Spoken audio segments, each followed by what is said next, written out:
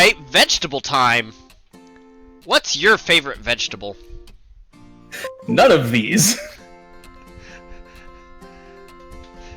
Just tell me, what's your favorite vegetable?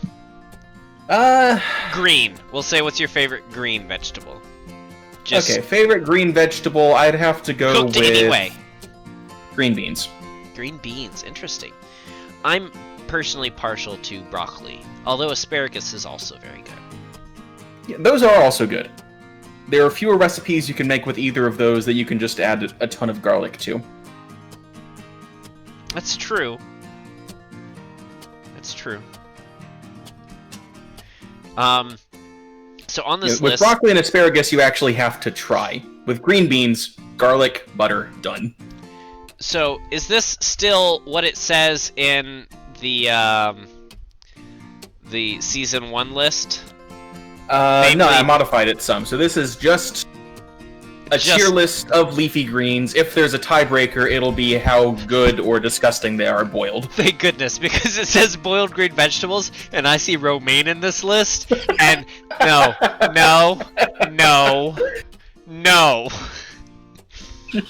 Okay, let's see if you can name all of these. Alright, so this is cabbage. This is... Yep.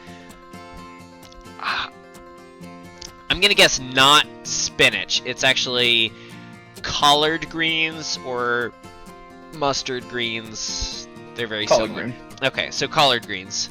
Yep. Kale, which is not a vegetable. One does not eat kale.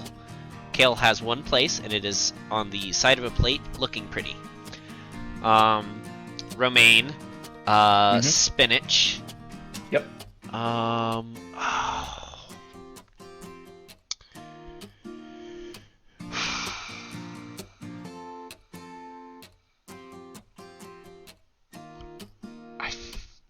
I can't remember. It's named after a European country. There's just a lot of those.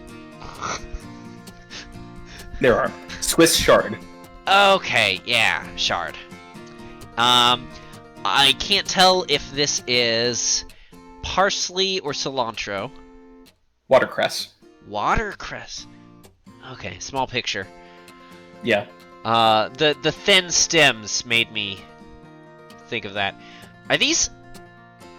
I want to say endives? But... That almost made the list, but no. Bok choy. No, yeah, I'm thinking of... Yeah, that's definitely bok choy. My bad. And this is just some bullshit green vegetable that people put in salad. Arugula. Yeah, like I said, some bullshit green vegetable that people pretend is a salad. Yeah, when you look at your salad full of leaves and you think, you know what, this needs some cheap filler. Alright, so, cabbage. If any of these... No, okay, two of them. If any of these deserve an S tier, it's cabbage or spinach. Cabbage has a lot of flavor, and you can do so much with it. You can make sauerkraut, you can make kimchi, you can make just, you can eat it raw as like a coleslaw. You could eat it as a salad even. Not a whole lot of people do that, but you can. You can put it on tacos. You can cook it, and it makes the base of most egg rolls. Yeah, cabbage rolls. I meant like inside the egg rolls, not like a cabbage roll, which is using the cabbage leaves as a wrapper. Yeah, that's more of a spring roll than an egg roll, I guess. But yeah, most egg rolls have like chopped up cabbage inside of it. That makes it the base of it because it's cheap, it's filling, it fills areas, it's flavorful. Absolutely. And when steamed or boiled, it's not disgusting. Correct. It is not disgusting when cooked. Yeah, I'd give this an S tier out of these vegetables. Additionally, spinach. Spinach is less good boiled. I would say it's not good boiled. It's not like collard greens where you can cook that way and it'll taste good. Not that you can really cook collard greens that way and they'll taste good very much either. But boiled spinach tastes worse than boiled collard greens. Yeah. What you do is you boil the collard greens and then you put the stuff inside it you want to taste good. Yeah. You boil the collard greens and then you cook it with bacon and a whole ham hock, and I eat it with honey. You put honey on after at the table. That's good. It's real good. Spinach does not taste good boiled, but it does taste really good raw, and just like pan stir fried. Put in some like scrambled eggs and stuff. Yeah, wilted. That's like wilted spinach is delicious. And you could throw garlic in with that. You could throw butter in with that. That's some good stuff. So maybe just A tier. Yeah, I'd give that an easy A. Cause I love me some spinach. I wish that it lasted longer in the fridge, but it doesn't. It dies after 1 day. Then you gotta pick out all the nasty bits. And yes, I know, you can take it out of the one bag, put it in another bag with a paper towel, and it'll stay longer, but that's a lot of effort. Okay, so just so we can get this out of our systems now, kale, F tier? Oh, F tier for sure!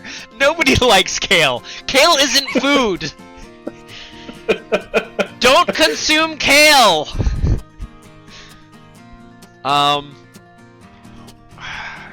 So romaine is, it's very popular because it's very cheap to grow. It stores well, it transports well, and it is just a standard leafy green for salads. You can't do anything else with it at all. It is only good cold fresh, but romaine is like the rice of leafy greens. It's not about the ingredient itself, it's what you can do with it with other ingredients on top of it. I would agree, except I completely disagree that rice is the rice of rice. Rice has a ton of different flavors and characters, and it's its own thing, and one of these days we'll make it. What is white rice? Rice all has varietals. One of these days, we could do a tier maker list of just rices, and I would have so much to say and argue about. But anyways, romaine is what people think of as the rice of the green vegetables. It's what you put on it. Here's the thing. Here's why it's gonna be a D tier. It has no flavor at all, and it's constantly pulled off the shelves for being a vector of disease.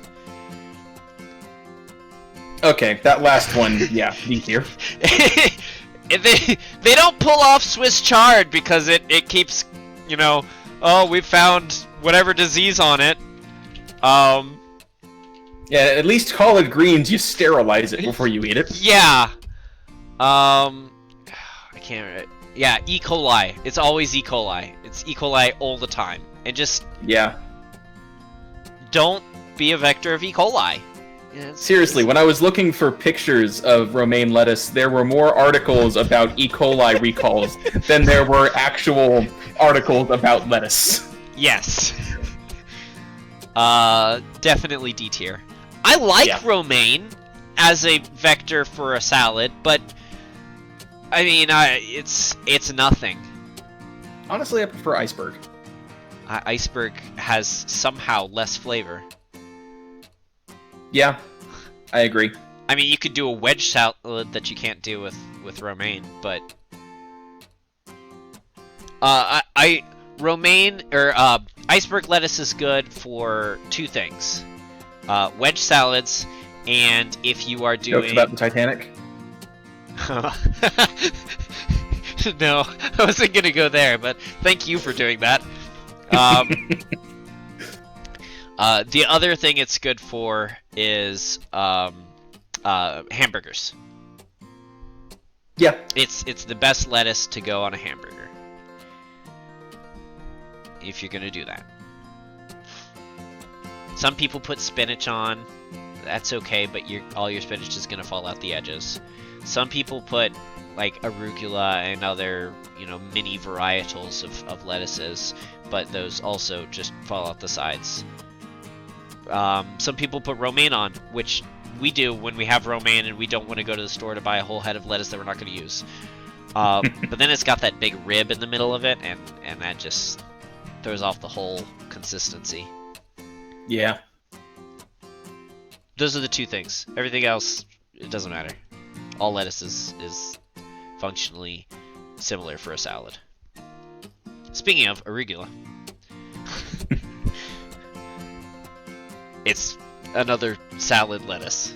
Like, it's a salad green. I would say C tier because it doesn't get recalled for E. coli. Okay, but it's basically the same. I will put it in as a stand-in as for other artisanal salad greens. Yeah. Because, like, not even just the green ones, there's also, like, the purplish red ones that, have a little bit more character, a little bit more flavor, usually just bitter, but whatever. It's more of something that isn't water. Yeah. Crunchy water. Yeah, crunchy water. Even celery has more flavor. Speaking of water, cress? How do you feel about watercress? Because I don't think I've ever actually had it. Me either. Nobody eats watercress in the United States, outside of a fancy restaurant. D tier. Does not exist. Fair enough. It's just not something that we eat in the U.S. I don't think my part-time job is I work at a supermarket. I don't think I've ever sold watercress in a decade. Do you stock watercress? Give me a second. The fact that you have to check. I can actually look that up. It'll take a second. Meanwhile, how do you feel about Swiss chard? I think I've had that once or twice. The flavor was... I'm not even sure I'm remembering the flavor properly. To me, it looks bitter. On the... Okay, I must not be thinking the right thing. I was thinking it was a little on the sweet side. I think you're thinking of rhubarb. You might be right. Because it's got the same red stalks, and yeah, it looks like we do carry watercress. And it's got a fresh, peppery taste. That sounds tasty. Yeah. Maybe I'll buy I'd some have the to next try it time. on one of your future cooking episodes. Yeah. This week on Cooking with John, the heck do I do with watercress? Yeah. Here, Cooking with John. I'm gonna cook watercress. Okay, gross. No. Actually, that might be an interesting concept for your show. Cooking things that shouldn't actually be cooked. Like kale. Cooking a salad. Alright. Cooking sushi.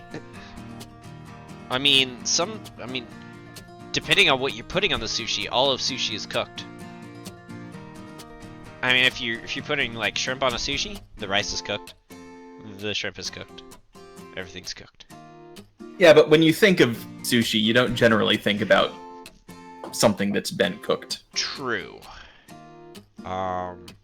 Cooking a milkshake. Well, that's not something that I'm likely to do. That's okay. Whatever you get wouldn't have been edible anyway. Alright, so fresh chard can be used raw in salads, stir-fries, soups, or omelets. The raw leaves can be used like a tortilla wrap. Charred leaves and stalks are typically boiled or sautéed, and the bitterness fades with cooking.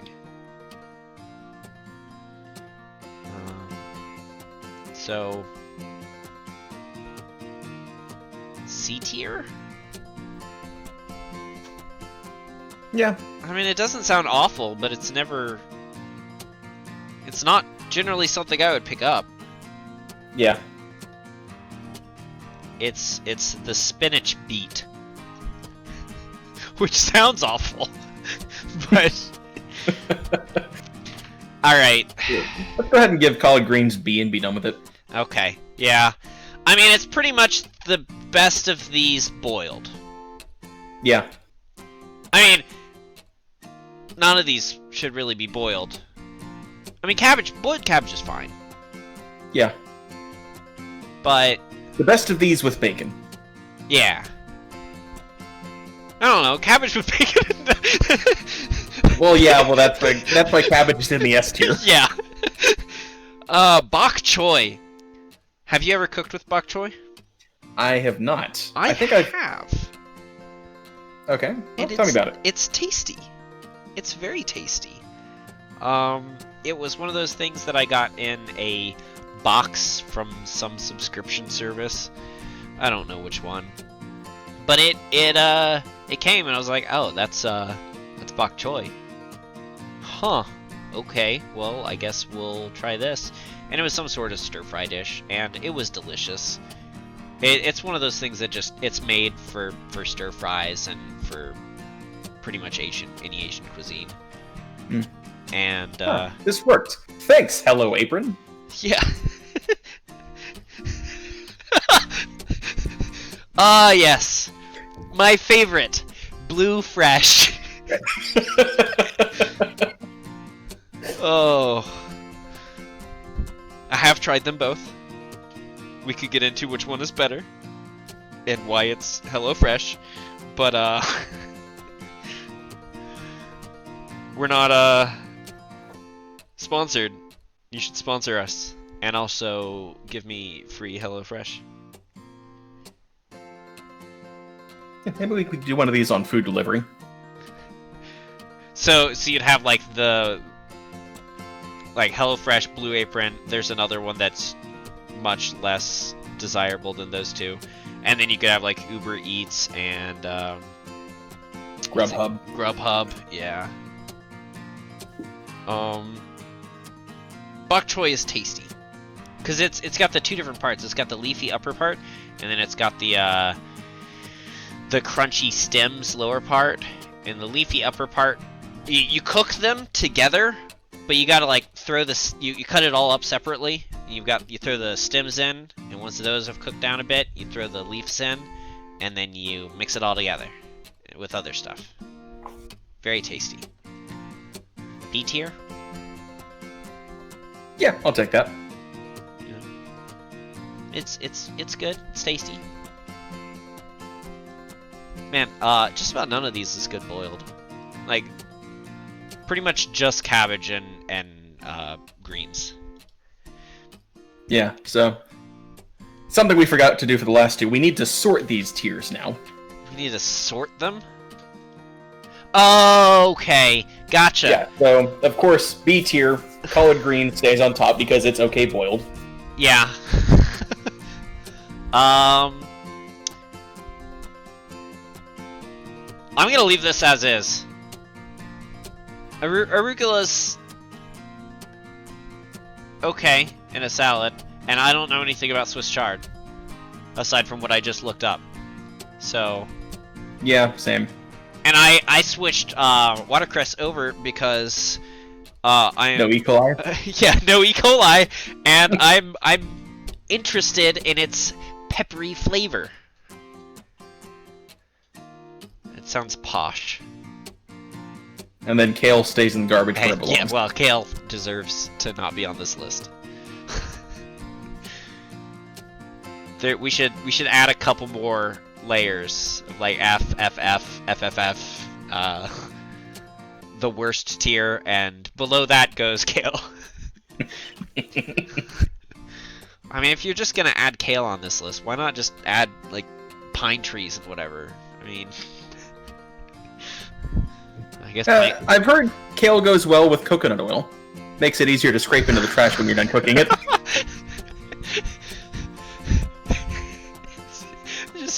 why does it exist? The only reason... Do you want to know why kale is being put or was pushed for food?